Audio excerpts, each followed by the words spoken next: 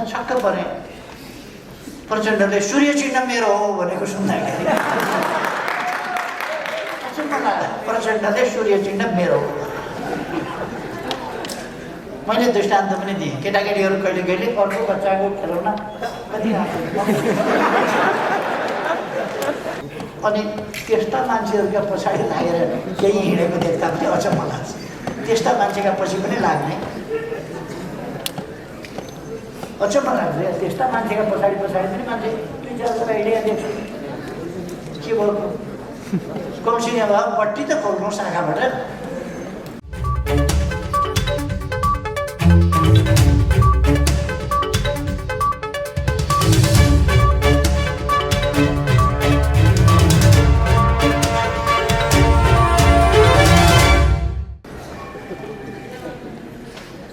देश सङ्कटमा परेको छ।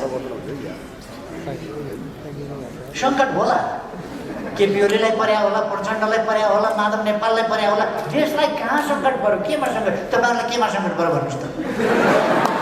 केमा सङ्कट? तनखा आएन कि, जागिर गयो कि, केमा सङ्कट पर्यो तपाईँहरूलाई? मजदुरलाई केमा सङ्कट पर्यो, किसानलाई केमा सङ्कट पर्यो, संविधानलाई केमा सङ्कट पर्यो, व्यवस्थालाई केमा सङ्कट पर्यो? राम्रो नबिजे पनि सङ्घीय लोकतान्त्रिक गणतन्त्रको रक्षा, अघि मैले भर्खर सुने, सङ्घीय लोकतान्त्रिक गणतन्त्र खतरामा पर्यो भनेर यो बाँचोस् भनेको थियो अरे, खतरामा पर्यो अरे सङ्घीय लोकतान्त्रिक गणतन्त्र। के भएछ? केही बिमारी त सङ्घीय लोकतान्त्रिक गणतन्त्रलाई म देख्दिनँ। कहीँबाट खतरा आएको त देख्दिनँ। चुनाव भएर सङ्घीय लोकतन्त्रलाई खतरा पर्छ भने त अब 20 महिनापछि त लोकतान्त्रिक गणतन्त्र, सङ्घीय लोकतान्त्रिक गणतन्त्र त खतरामा पर्नै हो नि। चुनाव गर्दा खतरामा पर्छ। यो कुरा अलिकति तालसुरका कुरा गर्नु मान्छ नि, तालसुरका। अदालतले मैले गरेको सिफारिस, विघटनको सिफारिस रद्द गर्यो। राजनीति बुझेर गर्यो कि राजनीति हेरेर गर्यो कि संविधान हेरेर गर्यो कि संविधानको व्याख्या गरेर गर्यो कि? व्याख्या त गर्नै पाइँदैन भन्थ्यो, संविधानले देखे अनुसार गर्नु भन्थ्यो। खै 11 फागुनमा मेरो सिफारिस बदल गरेर विघटित प्रतिनिधि सभा पुनर्स्थापना गर्दा म कुनै आवेश उत्तेजनामा पनि आएन, केहीमा पनि आएन। अदालतको आफ्नो बुझाइ हुन्छ, आफ्नो प्रक्रिया हुन्छ, उसले आफ्नो फैसला गर्ने हो। हामीले लोकतन्त्रमा अदालतको फैसलालाई मान्ने, त्यसलाई कार्यान्वयन गर्ने हो, मान्ने हो, त्यसलाई कार्यान्वयन गर्ने। अनि त्यस बेला दङ्ग परेर फुरफुर भएर अदालतकी जय जय गान गरेर अबीर जात्रा। अब के खाइयो त्यो नाम। फेरि फागुन 23 गते 12 दिनपछि अर्को फैसला आयो। 12 दिनपछि अर्को फैसला आउँदा अब अदालत कामै नलाग्ने भयो। फेरि कामै नलाग्ने भयो। अर्को पार्टीको नाउँमा दर्ता गरिएछ। मेरै पार्टी अर्काको पार्टीको नाममा दर्ता भएछ। नाम सरकै मिल्यो। अब नाम सरकै मिलेपछि अर्काले मुद्दा हाल्यो। मेरै पार्टीको नामसँग ठ्याम्मै मिल्ने गरी अर्को राखेर दर्ता गरेर हामीलाई उजेल पार्ने, हाम्रो चाहिँ अस्तित्वै समाप्त पार्ने काम हुन भएन। इन्साफ पाऊँ, न्याय पाऊँ भनेर उसले मान्यो। अदालतले फैसला गर्यो, ठिकै हो, अर्काको नाममा दर्ता गर्न पाइँदैन। त्यो दर्ता खारेज भयो। दर्ता खारेज भइसकेपछि तपाईँले एउटा क्लास पास गर्नु, अर्को क्लासमा गएपछि जाँच दिनुभयो, रिजल्टमा फेल हुनुभयो भने फेल भइसकेपछि फेरि उही क्लासमा फर्किँदैन, उही क्लासमा फर्किन्छ नि। 8को जाँच दिनुभयो, फेल हुनुभयो, 8मा बस्नु। दर्ता भएको थियो, दर्ता खारिज भयो, फेरि पहिलेकै ठाउँमा आयो। पहिलेकै ठाउँमा आएपछि अदालतले के भन्यो भने निर्वाचन आयोगलाई आदेश दियो 15 दिनको म्याद देऊ, उनीहरू नयाँ नाम लिएर फेरि एउटै पार्टी दर्ता गर्न चाहन्छन् भने त्यो त दर्तै भएन नि। दर्ता नभएपछि, दर्ता खारिज भएपछि पहिलेकै ठाउँमा गए। एकता गर्नै खोजेको हो भने नयाँ नाम लिएर आऊ। मैले प्रचण्डजीलाई फोन गरेँ, पार्टी अलग अलग भयो, अदालतको फैसला हामी कुरा गरौँ। निर्वाचन आयोगले अदालतको आदेश बमोजिम हामीलाई 15 दिनको म्याद दिएको छ। अरू पार्टीसँग नजुट्ने गरी नयाँ नाम लिएर दर्ता गर्न आउनु। एउटै पार्टी बनाउने हो भने, नत्र आफ्ना आफ्ना पार्टी चलाउने हो भने त छँदैछ। एउटै पार्टी बनाउने हो भने 15 दिनभित्र दर्ता गर्न आउनु। मैले उहाँलाई फोन गरेँ, केन्द्रीय कमिटीको बैठक छ, सकिएपछि तपाईँलाई फोन गर्छु, अनि भेटेर कुरा गर्नु। एकछिनपछि अनलाइन खबर सबर आदि इत्यादिमा आयो। केपी ओलीले फोन गरेका थिए, मैले बैठक छ भने मलाई भेट्न मन थिएन, मैले टार्दिएँ, भेट्दिनँ। अनि एकता चाहिएको थियो, अदालतले हाम्रो एकता भङ्ग गरिदियो। एकता बाँकी थियो र भङ्ग गर्नु अदालतले? एकता कहीँ बाँकी थियो? अध्यक्ष निकालिसकेका छ, दलको नेता निकालिसकेका छ, दलको नेतालाई साधारण सदस्यताबाट पनि निकालेका छ। त्यहाँ एकता थियो भनेर ढक्क सलाएर ढाँट कुरा गर्ने? एकता बाँकी थियो, एकता बाँकी राखेका थियो। तैपनि मैले कुरा गर्नलाई फोन गरेँ। उहाँले त्यसलाई मजाक बनाएर अखबारबाजी गर्नु फोन गरेका थियो। मैले भेट्दिनँ, इच्छा थिएन, तर्काइदिएँ, टार्दिएँ। ठिक छ नि त, आफ्नो आफ्नो पार्टी चलायो। अनि दिदा नखाने राति गएर कोल चाट्ने भने 15 दिनभित्र अर्को नाम अरूसँग नजुट्ने गरी आऊ त भनेकै छ। गए हुन्थ्यो नि त। फोन सम्पर्क गर्दा कुरा गर्न पनि इच्छा नगरेर भाग्ने। अनि अदालतले हामीलाई फुटाइदियो। मुद्दा लडेर जाली फटा हुन्छन् गाउँघरमा, केही मुद्दा लडेर अनेक हिसाबले जाली तर्क प्रमाण अनेक पसारेर अदालतलाई गुमराहमा पारेर अर्काको बाली हडप गर्ने, अर्काको कमाई, अर्काको आम्दानी हडप गर्ने, अर्काको जिन्दगीभरिको पसिना हडप गर्ने हुन्छन्। त्यस्तै त नेकपा एमाले बनाइयो। नेकपा एमाले बनाइयो, त्यो खोसेर लाने। म त छक्क परेँ। प्रचण्डले सूर्य चिन्ह मेरो हो भनेको सुन्दाखेरि प्रचण्डले सूर्य चिन्ह मेरो हो। मैले दृष्टान्त पनि दिएँ, केटाकेटीहरू कहिले कहिले अर्को बच्चाको खेलौना एकछिन देउनु भन्छ, अनि समाज दिएपछि यो त मेरै हो। हुर्किसकेपछि दारी जुदा खुल्न थालेपछि पनि त्यसो गर्ने? राम्रो रहेछ, म पनि यसो ल्याउन भन्ने, त्यसपछि मेरै हो। खै आज पुनरावलोकनका लागि जानुहोस्। अदालत कुनै मजाक गर्ने ठाउँ हो र? दर्ता खारिज गरिदियो, पार्टी आफ्ना आफ्ना भइसके। डबलीमा बोल्ने मान्छेसँग एकता, सही कुरा गर्नुपर्छ नि। एकता गर्ने भनेर त्यहाँबाट सिद्ध्याउनै खोजेको सिद्ध्याउनै पर्छ। त्यही डबलीमा बोल्ने त्यो हुन्छ नि मेडिएटर, त्यो बुद्धिजीवीहरूको भूमिका, मोडरेटरको भूमिका जस्तो थियो। ती मोडरेटरहरू सोकल्ड डेमोक्रेसीका लागि कति योगदान गरेका छन्, कसका स्वार्थ बोकेर कुदेका छन्, अनि माखौलो लागेका छन् डेमोक्रेसी। किन तपाईँहरू केपी ओलीलाई किन हटाउनुहुन्न? अहिलेको मुख्य काम नै केपी ओली हटाउनु हो। किनभने यहाँ त देश विकास गर्न थालिसक्यो केपी ओलीले। टनेल बन्दैछ यहीँ, यो टनेल त 2 वर्षमा पुरा हुन्छ। 26 किलोमिटर बाटो 4 मिनटमा पुगिने भइसक्यो। यस्तो गर्न दिइरहनुहुन्छ मन्त्रीजी, मोडरेटर है।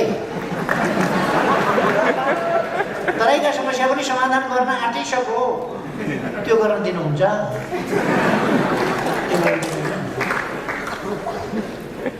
विप्लवका समस्या समाधान गरो, सिके राउतका समस्या समाधान गरो। पूर्व पश्चिम राजमार्ग चौडा गर्दैछ, तुइन हटाइसक्यो, झोलुङ्गे पुलहरू बनाइसक्यो, ठुला हाइवेहरू कति बनाइसक्यो। पहिले त दिनमा लगभग 10 किलोमिटर जस्तो बाटो बन्ने स्थिति, दैनिक।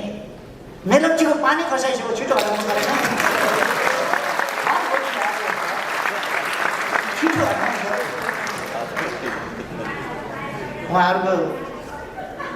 उहाँहरूको त्यही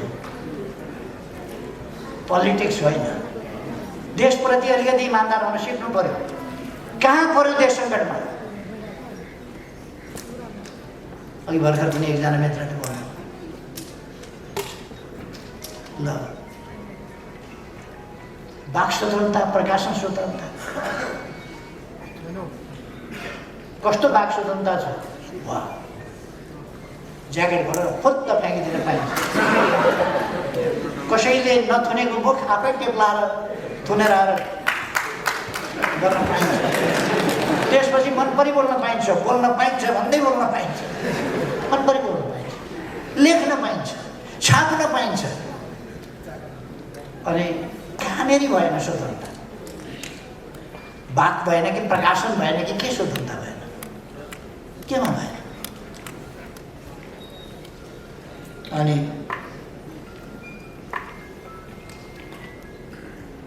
सङ्घीयतामा समस्या के पर्यो?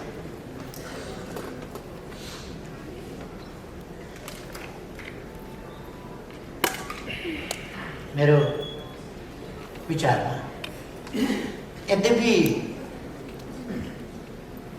केही समस्याहरू, केही अनुभूतिहरू, केही फिलिङ्सका कुराहरू छन्।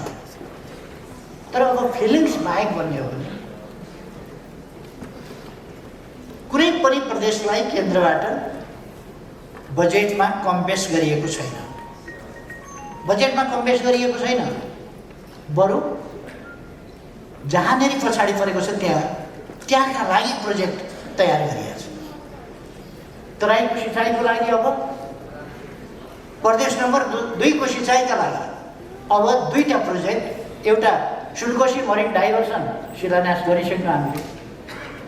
अब त्यो निर्माण कार्य प्रारम्भ भइसक्यो। अब सुनकोशी कमला डाइभर्सन सुरु गर्छौँ र त्यसो गर्दाखेरि अहिलेको आयोजनाले बारा, रौतहट, सर्लाही, महोत्तरी र धनुषालाई सिँचाइ गर्छ। 1,85,000 बिघा सिँचाइ गर्छ र अर्को सुनकोशी कमला डाइभर्सनले 1,70,000 बिघा जमिन सिँचाइ गर्छ, जुन कुरो हामी अब निकट भविष्यमा गर्दैछौँ। अनि कुनै प्रदेशप्रति भेदभाव होइन। हुलाकी राजमार्ग, सिमानामा बाँधिएका बाँध वा बाटाका नाममा बनाइएका हल्का संरचनाहरूले डुबान जुन गर्थ्यो त्यसलाई खोल्ने प्रबन्ध। अघिल्ला सरकारहरूले त बाँध बाँधेको त टुलु हेरेका थिए नि त, अहिले त बाँध खोल्ने काम गरिरहेको छ। गत वर्षको त्यस्तो डुबानमा पनि तराईमा त्यति डुबान भएन, किनभने धेरै ठाउँमा हामीले खोल्ने पऱ्यो भारत सरकारसँग। ती खोल्ने कामहरू भएका छन्। र हुलाकी राजमार्ग, त्यो हुलाकी राजमार्ग हामी जन्मिनभन्दा अगाडिको राजमार्ग बाटो हो। त्यसलाई राजमार्गको रूपमा विकास गर्ने भनेर कुरा चलेको धेरै भएको थियो। अघिल्लोपल्ट प्रधानमन्त्री महोदय 10 अरब रकम छुट्याएर बनाउन सुरु गरेको आफैले, अरूको भर नपर्ने आफै बनाउने भनेर अहिले लगभग 95% सिद्धियो भनेर आज मात्रै हो, कारण मैले अखबारमा पढेको थिएँ। लगभग 95% सिद्धियो काम भनेर। केही आरक्षणका क्षेत्रहरू, केही यस्ता क्षेत्रहरूमा जहाँ कानुनी प्रावधानहरूको व्यवधान थियो त्यसलाई हटाउनु पर्छ। हामीले थुप्रो विकासका कामहरू गरेका छौँ।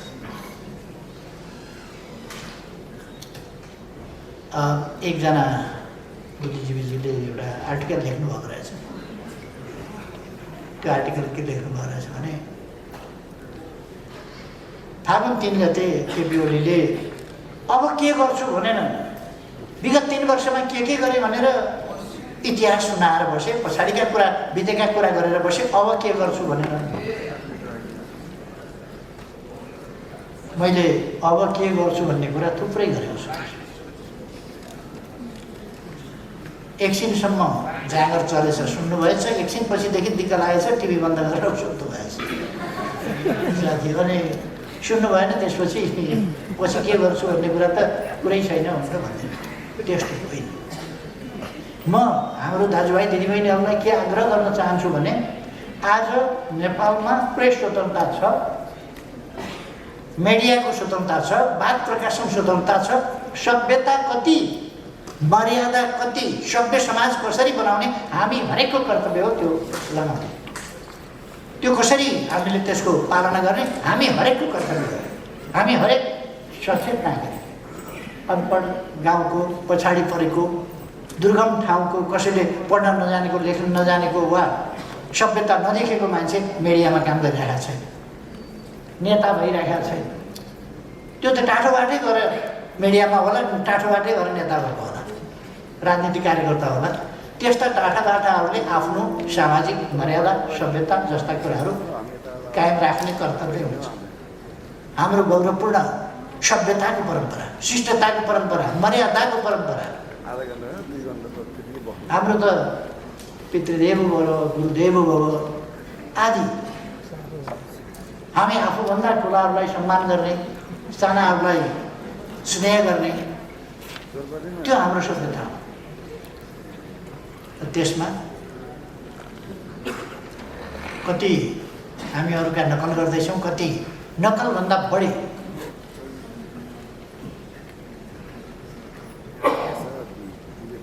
त्यो नकलभन्दा पनि अलिकति पारी नै गइरहेको छ। यी कुरा हामीले आफैले सोच्नुपर्ने अवस्था छ, मलाई लाग्छ। सोच्नुपर्छ हामीले कि हाम्रो सामाजिक मर्यादाको परिपाटी, सभ्यताको परिपाटी ध्वस्त नहोस्, हाम्रो समाज एउटा शिष्ट सभ्य समाज होस् भन्ने कुरा। कुनै विदेशीले पनि हाम्रा कुराहरू पढ्दाखेरि आश्चर्यचकित भएर नेपालको एउटा कल्चरल स्ट्यान्डर्डप्रति नकारात्मक धारणा पलाउने स्थिति नहोस् भन्ने कुरा ध्यान दिन जरुरी छ।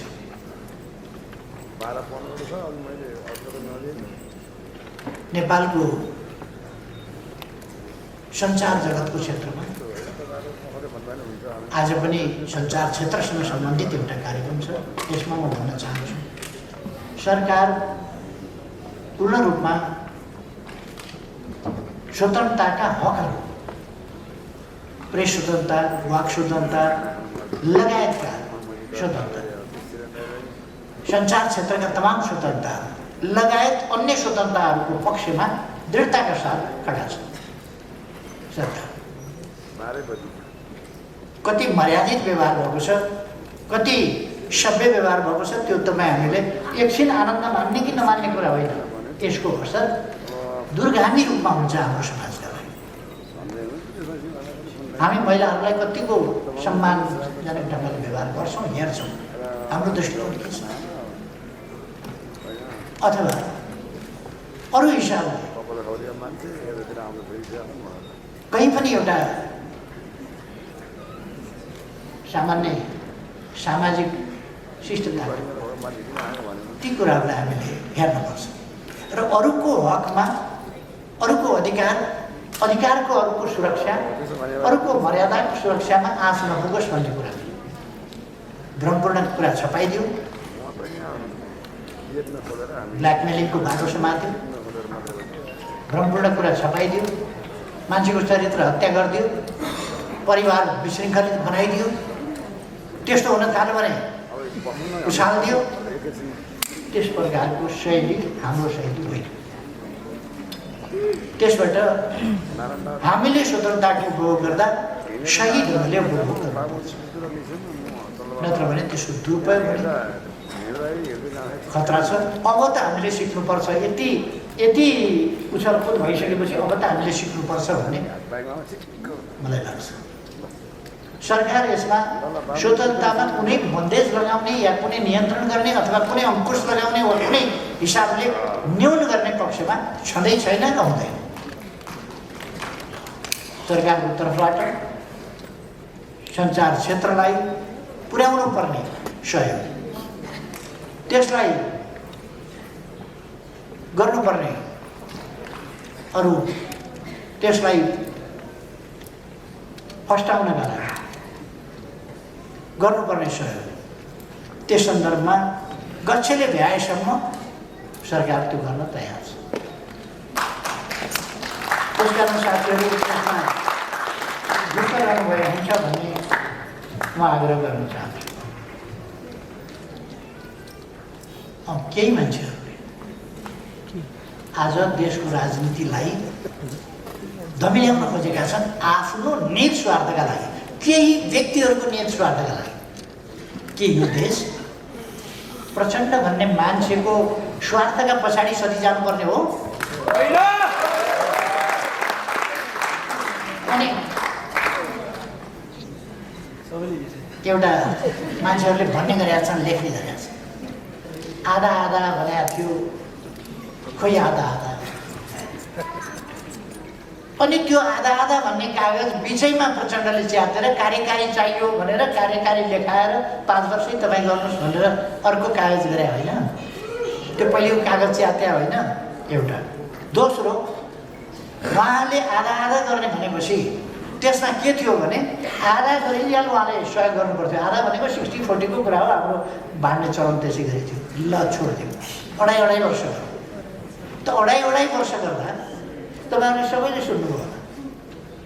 त्यसपछि पनि मैले भने अहिले चैतमा महाधिवेशन गरौँ, अध्यक्ष हुनुहोस्, को हुनुपर्छ। चैतमा महाधिवेशन गरौँ, अध्यक्ष हुनुहोस्। चैतमा महाधिवेशनको म्याद पनि तोकिया थियो नि त। तपाईँहरूलाई सबैलाई सम्झना छ नि, यो चैतमा महाधिवेशनको म्याद तोकिएको थियो यही 25 गतेदेखि 30 गतेसम्म। यो 25 गतेदेखि 30 गतेसम्ममा त अध्यक्ष माधव नेपाल जसलाई अध्यक्ष हुन मन लाग्यो भइहाल्थ्यो। त्यसमा मैले त म हुन्न भनेर भनिदिएकै थिएँ। यति हतारो लाग्यो कि त्यो अङ्गाली दिवालाको हात दियो, तुरन्तै चाहियो, अहिले चाहियो। त्यो पनि नभयो। मसँगै अध्यक्षमा चुनाव लडेर हारेका मान्छे महाधिवेशनबाट ल्याउन भन्दाखेरि हुँदैन। बिचैमा हारेको मान्छे जितेको मान्छेसँग मलाई चाहियो भन्न मेरो निर्वाचन क्षेत्रको उहाँ पर्नु भएन छ। नत्र मेरो निर्वाचन क्षेत्रमा भए चुनाव पनि हारिसकेपछि मलाई चाहियो भन्न थाल्यो। त्यस्तो मान्छे मेरो निर्वाचन क्षेत्रमा भन्न भइन्छ, नत्र भने उहाँले चाहियो भन्न थाल्यो। यस्ता खालका कुराहरू माधव नेपाललाई मैले तेस्रो अध्यक्ष पनि हुन्छ। अरूले उचालिदिए कहाँ तपाईँ चाहिँ अब तेस्रो भइराख्ने, तपाईँ त ठुलो मान्छेको हो भनेपछि खान्न। ठिक छ, पछि त प्रचण्डभन्दा पछिकै अध्यक्ष फेरि बस्नुभयो त उहाँ गएर सडकमा त अध्यक्ष भनिनु हो।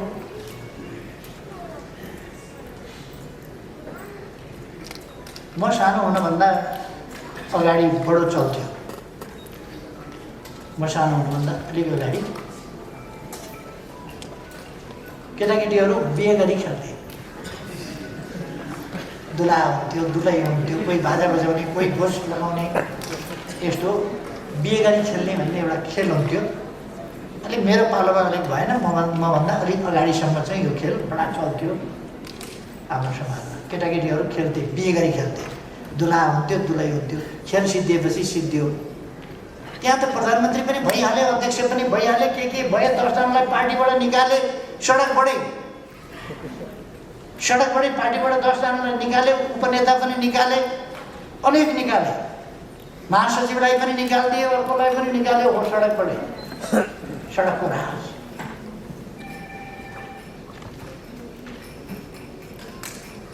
र त्यो खेल सिद्धिएपछि फेरि सिद्धियो। मैले के भनेको छु भने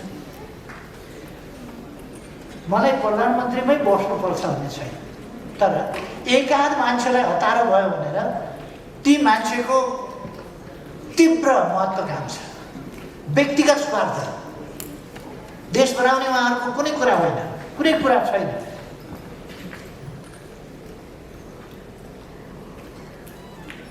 आफ्नो पदको स्वार्थ, त्यसका लागि देशलाई सङ्कट परेको छ भने तिनै मान्छेहरूका कारण नै परेको छ। के भएको थियो? कहाँ तानाशाही भएको थियो? पुनर्निर्माणका काम भएका थिएनन् ती यसबिचमा? अरू काम भएका थिएनन्? हामीहरूले खानीहरूको अन्वेषण गरेका थिएनौँ कि? खानीहरू स्थापनाका लागि अगाडि बढाएका थिएनौँ कि? शिक्षाका क्षेत्रमा, स्वास्थ्यका क्षेत्रमा काम गरेका थिएनौँ कि? यदि कोभिड-19 हुँदा पनि हुन त रिपोर्टर्स क्लबको आजै लोकार्पण गरिएको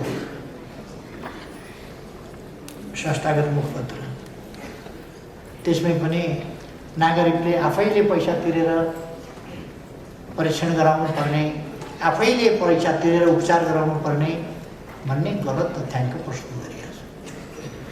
सरकारले परीक्षणको पैसा सरकारले तिरेको छ। अब कहीँ कतै गएर तपाईँले सरकारले नदेख्ने ठाउँमा गएर परीक्षण गराउनु भयो, निजीतिर गएर कतै परीक्षण गराउनु भयो भने त निजीले त लिन्छ होला। तर सरकारले निःशुल्क पिसिआर टेस्टको व्यवस्था गरेको छ। सरकारले निःशुल्क उपचारको प्रबन्ध गरेको छ। सरकारले निःशुल्क धेरै देशहरूमा, हामीभन्दा धेरै विकसित देशहरूमा खोप छैन, हाम्रो देशमा खोप पनि ल्याएको छ र लगाइ पनि 20 लाखलाई लगाइसकेको छ। हिजो मात्रै पनि हामीले 8 लाख डोज खोप फेरि दियौँ, चाइनाबाट अनुदान स्वरूप प्राप्त खोप। अनुदानमा प्राप्त भएको त निःशुल्क लगाइदिने नै मैले, त्यो मात्रै होइन, किनेर भए पनि जसरी भए पनि सम्पूर्ण जनतालाई निःशुल्क खोप सरकारले उपलब्ध गराउँछ भनेर हामीले डिक्लेयर गरेका छौँ। अनि अब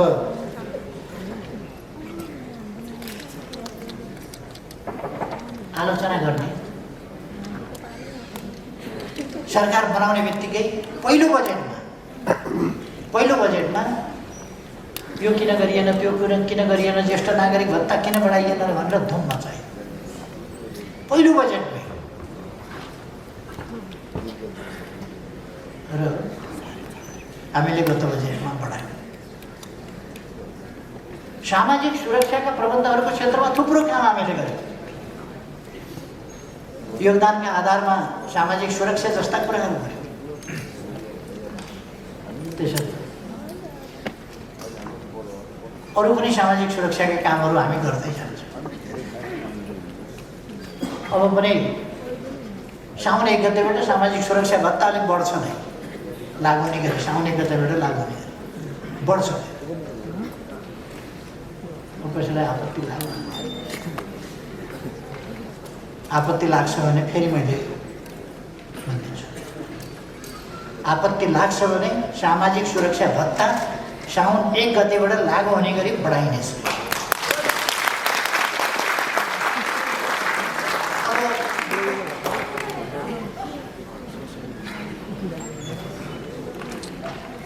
यो बुढाबुढी पनि हेर्न थाल्यो, यसरी अन्ध पनि हेर्न थाल्यो। यो सरकार त छिटो हटाउनु पऱ्यो, साउन 1 गतेदेखि त फेरि बढाएर लागु गर्ने भनिसक्यो। अब मान्छेहरूलाई यो छटपट्टि भरेबाट अर्को सुरु हुन्छ, निद्रा लाग्छ।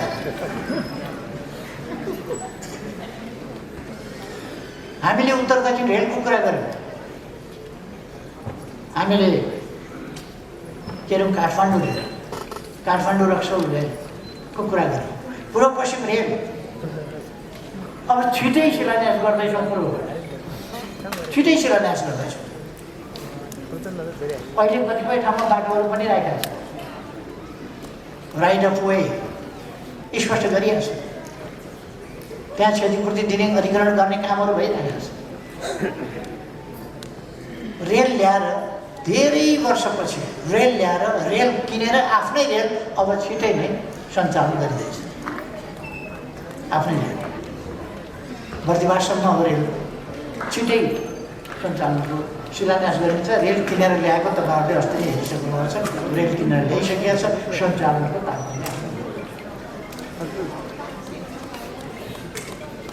हाइवे मध्य पहाडी राजमार्ग, मध्य मेडारी राजमार्ग, पूर्व पश्चिम राजमार्ग, हुलाकी राजमार्ग, पूर्वदेखि पश्चिमसम्म सिमाना, दक्षिण सिमानाको छेउ अलिक माथि, त्यसभन्दा अलिक भित्रबाट र मध्य पहाडबाट र तीसँग लिङ्क गर्ने अरू बाटाहरू, राजमार्गहरू, जसले गर्दा यातायातलाई अब नेपाल कहीँ पनि खासै दुर्गम रह्यो भन्ने स्थिति नरहने, कहीँ पनि दुर्गम नरहने। हुम्लामा केही किलोमिटर खोल्न बाँकी छ ट्र्याक। त्यसबाहेक हुम्लाको सदरमुकाम सिमिकोट पनि पुगेपछि देशका सबै सदरमुकामहरू जोडिए। अब हामीले हाइवेहरूबाट पालिकाका सदरमुकामहरू पनि जोड्ने, पक्की सडकले जोड्ने अभियान सञ्चालन गरेका छौँ। केही बुद्धिजीवीले टिप्पणी गरे पाइयो यो सदरमुकाम जोड्ने एकैचोटि 309 अस्पताल कहिले अस्पताल शिलान्यास गरेका छ, कहिले कति 210वटा बाटो एकैचोटि शिलान्यास गरेका छ। यो त अचम्म हुन्छ। करिब 5000 जसो विद्यालयलाई अब छिटै नै हामी 5 अरबभन्दा बढी रकम विद्यालयको पूर्वाधार विकास लगायतका काममा छिटै नै तुरुन्तै वितरण गर्दैछौँ। 5 अरबभन्दा बढी रकम शिक्षाका क्षेत्र होस् कि स्वास्थ्यका क्षेत्र होस् कि सबै क्षेत्रहरूमा देश अगाडि बढेको छ र बढाइनेछ। समृद्ध नेपाल, सुखी नेपाली नारा होइन, गन्तव्य हो।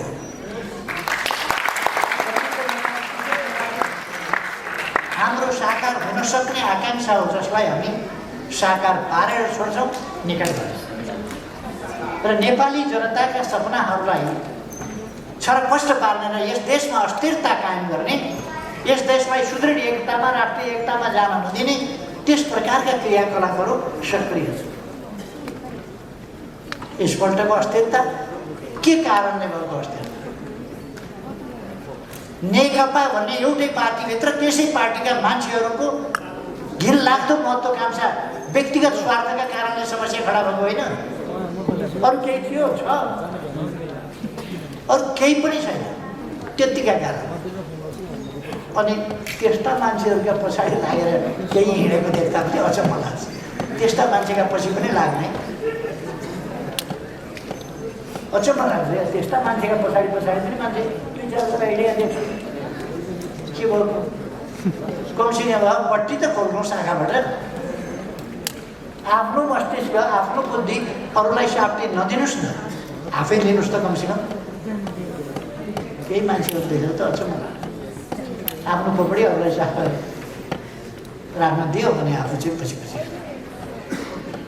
यो किन गर्ने? जनताले त्यो गरिराखेका छैन, जनताले त्यो गरिराखेका छैन।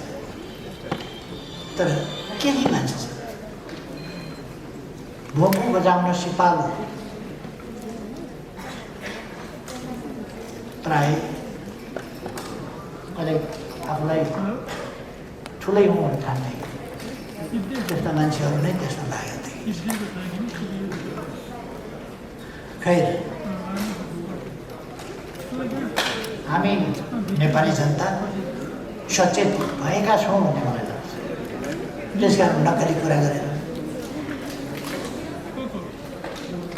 पार्टी किन फुटाइदिएको हो भने निर्वाचन आयोगमा गएर पार्टी एउटै बनाएर थपक्क दर्ता गर्न कसले रोकेको छ? कसरी रोकेको छ? अनि अदालतमा एउटै पार्टी गरी गर न, एउटा पार्टी गर, एउटा पार्टी। अदालतले गरिदिने हो एउटा पार्टी। यो पार्टी मिलाइदिने काम अदालतको हो। म पनि महन्तजीको पार्टी मिलाइ पाऊँ भनेर निवेदन हाल्छु।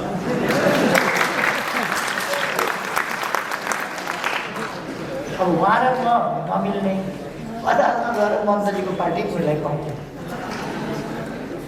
यो कुनै राजनीति भयो? यो मिल्ने हो भने प्रचण्डजी मिल्न खोजे हो भने मिल्ने बाटो हिँड्नुहोस् न तपाईँ।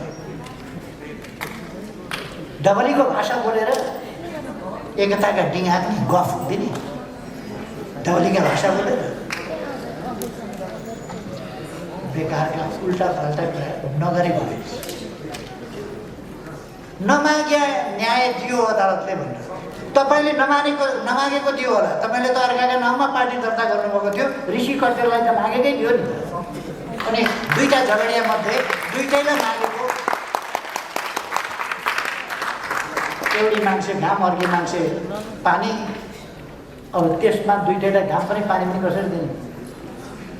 ऋषि कटेललाई मागेको न्याय दियो, प्रचण्डलाई मागेको न्याय दिएन अरे, नमागेको न्याय दियो अरे। उहाँहरूले नमागेकै हो, अर्काका नाउँमा पार्टी दर्ता गरेर पेलेर मिचेर या गुलाले मिचेर मिच्ने बानी पर्यो क्या, पल्किया मिच्ने। जे गरे पनि हुने, जे गरे पनि हुने। उहाँहरूको बानी के पर्यो भने विनाश गरे पनि हुने, ध्वस्त गरे पनि हुने, भत्काए पनि हुने, लुटे पनि हुने, मारे पनि हुने, कुटे पनि हुने, काटे पनि हुने, जे गरे पनि सही गतमा भोक्का गरेको छ, जुरो भर लागेको छ, हिँडेको छ आफै। त्यो भएको हुनाले बानी बिग्रिएको, अब त्यो चल्दैन। प्रचण्डजी ती दिन गए।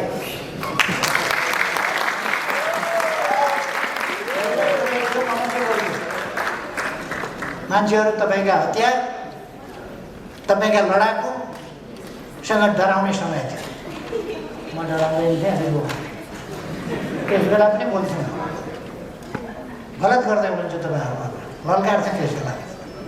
आज त तपाईँका सुकट सेना पनि छैन, तपाईँसँग हतियार पनि छैन। ती दिन त गए त। अब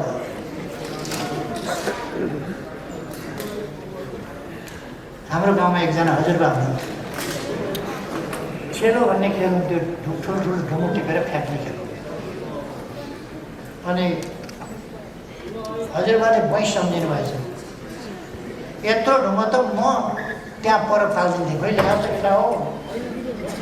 ढुङ्गो समातेर यसो गरेर अल्लो फुत्त फ्याँक्दा कम्मर सड्कियो क्या।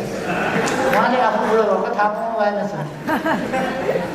भैँसै सम्झेर छेलो फाल्न खोज्दा कम्मर सड्यो। म प्रचण्डजीलाई उमेर सम्झिन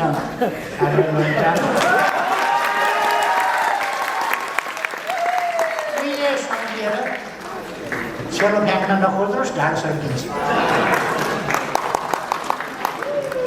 त्यो जमाना गयो। समय चाहिँ फेरि यस्तो चिज हो नि, फर्केर आउँदैन समय, कहिल्यै फर्क्छ। त्यो त अगाडि नै जान्छ, बगिरहेको छ, खोलाको पानी जस्तै बग्दै जान्छ। अब अरू विषयहरूमा आज किन जाने, रिपोर्टर्स क्लबकै कुरा गर्नु। ऋषि धमलाका मेहनत, परिश्रम एउटा ग्रासरुटबाट उठेर एउटा मिडिया हाउसकै मालिक, सञ्चालकको रूपमा, प्रोप्राइटरको रूपमा, व्यक्तिगत तवरमा पनि आइसकेको, कहिल्यै उमेरमा भन्नुपर्छ एउटा कपाल पुगेको छैन। यति चमत्कार देखाइसक्नु। रिपोर्टर्स क्लब 23 वर्ष अगाडि केही व्यक्तिबाट सुरु गरेर आज एउटा सर्वाधिक लोकप्रिय संस्थाको रूपमा उहाँले स्थापित गरिसक्नु। मन परोस् कि नपरोस्, धमलाको हमला जतिसुकै झेल्न परोस्, तर पनि त्यो टिभीमा मान्छे जान्छ।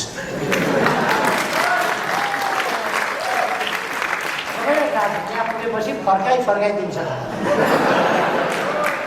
फर्काइदिनु दिने चर्को हमलाको सामना गर्नुपर्छ भने घरदेखि मन बनाएर मान्छे जानुपर्छ, तर त्यसलाई उपेक्षा गर्न सक्दैन, त्यहाँ पुग्नै पर्छ, जानै पर्छ, बनाएपछि।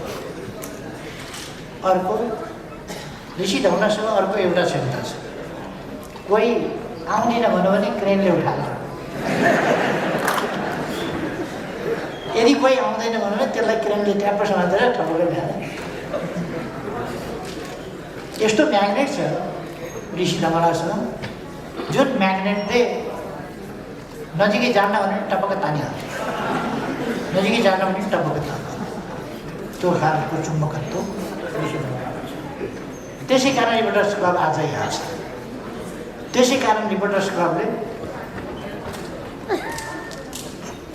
सुरु गर्दाखेरि एउटा सानो भाडाको कोठामा मुस्किलसँगले यति पुरस्कार बाँड्ने हैसियत कहाँ थियो त्यस बेला? त्यो त बडो अप्ठ्यारो असहज अवस्था थियो। त्यस अवस्थाबाट त्यो प्रणालीसँग जुधेर गढेर भूमिगत मान्छे पनि त्यहाँ भूमिगत हिसाबले ल्याएर बोलाएर भूमिगतै फर्काउने त्यो सामर्थ्य पनि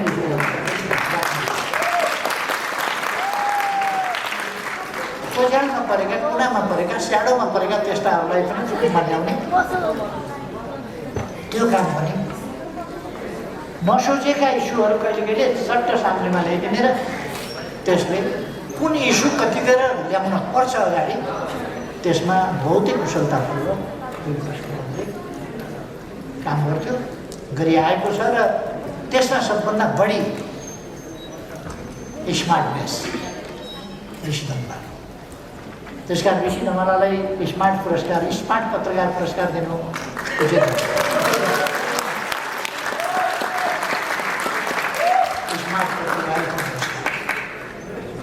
मेरो सिफारिस है, तपाईँहरूले जान्नुहुन्छ। कहिले यो रिपोर्टर्स क्लब आगामी दिनमा अझ अवश्य ठुलो यसले उन्नति प्रगति गर्दै जाओस्, धेरैको मन जित्दै जाओस्, धेरैको श्रेय जित्दै जाओस्, धेरैको सहयोग प्राप्त गर्दै जाओस्, धेरै ठुलो सेवा देशको जनताका निम्ति गर्दै जाओस्। धन्यवाद।